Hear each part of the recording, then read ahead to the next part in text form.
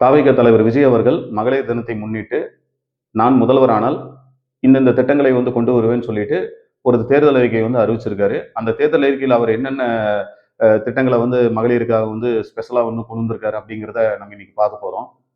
இதை பத்தி ரிவ்யூவே பண்ணக்கூடாது அப்படிங்கிற ஒரு சமயத்துல, நம்ம ரிவ்யூ பண்ண வேண்டிய ஒரு கட்டாயத்துக்கு வந்து நம்ம தள்ளப்படுறோம். ஏன்னா, அவர் கொண்டு வந்திருக்கக்கூடிய ஒவ்வொரு ஸ்கீமையும் வந்து பார்த்தீங்கன்னா, நம்ம ரிவ்யூ பண்ணி பார்த்தோம்.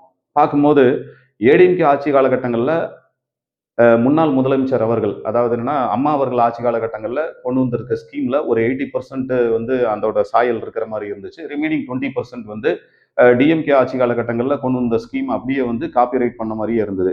ஸோ, அவர் கொண்டு வந்திருக்க ஃபர்ஸ்ட் ஸ்கீம் என்னன்னு வந்து பார்த்தீங்கன்னா, மதிப்புமிகு மகளிர் திட்டம். அதாவது குடும்ப தலைவிகள் ஒவ்வொருவருக்கும் வந்து அனைத்து குடும்ப தலைவிகளுக்கும் எவ்வளோன்னு வந்து பார்த்தீங்கன்னா, ரூ. 2500 வந்து அறிவிச்சிருக்காரு. ஸோ, ஏற்கனவே வந்து பார்த்தீங்கன்னா, இப்ப இருக்கக்கூடிய டிஎம்கே கவர்மெண்ட்ல வந்து பாத்தீங்கன்னா மகளிர் உரிமை தொகையை வந்து பாத்தீங்கன்னா ரூ. 1000 கொடுத்துக்கிட்டு இருக்காங்க. 2026ல ஏடிஎம்கே வந்து நாங்க ஆட்சி அமைச்சால் வந்து பாத்தீங்கன்னா அனைத்து மகளிருக்கும் வந்து ரூ. 2000 வந்து மகளிர் உரிமை தொகையை வந்து நாங்க தருவோம் அப்படின்னு சொல்லி அறிவிச்சிருக்காங்க. இவர் வந்து என்ன பண்ணியிருக்காருன்னா நாங்க ரூ. 2500 கொடுப்போம் அப்படின்னு சொல்லி அறிவிச்சிருக்காரு. இதுல வந்து எந்த ஒரு டிஃபரன்ஸ் இல்ல. அன்னபூர்ணி சூப்பர் சிக்ஸ் சிஸ்டம் ஒவ்வொரு குடும்பத்திற்கும் மாதத்துக்கு வந்து பாத்தீங்கன்னா 6 சிலிண்டர் இலவசமா வந்து கொடுப்போம் அப்படின்னு சொல்லி அறிவிச்சிருக்காரு. ஏற்கனவே மக்கள் வந்து யோசிச்சுக்கிட்டு இருக்காங்க.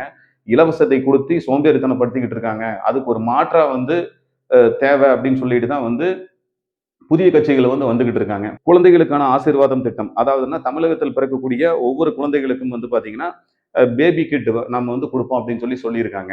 அதுல வந்து பார்த்தீங்கன்னா, ஏற்கனவே அதாவதுன்னா ஏஐஏடிஎம்கே பீரியட்ல வந்து பார்த்தீங்கன்னா, முன்னாள் முதலமைச்சர் அம்மா அவர்கள் இருந்தபோது வந்து பார்த்தீங்கன்னா, தொட்டில் குழந்தை திட்டம் அப்படின்னு சொல்லிட்டு ஒண்ணு வந்து நடைமுறையில் தான் இருந்தது. அதேபோல அம்மா மெட்டர்னிட்டி நியூட்ரிஷன் கிட் அதாவது என்னன்னா ஒரு மகப்பேறு காலகட்டங்களில் வந்து பார்த்தீங்கன்னா அவங்களுக்கு ஊட்டச்சத்து பொருட்கள் பெட்டகம் வந்து கொடுத்துருந்தாங்க.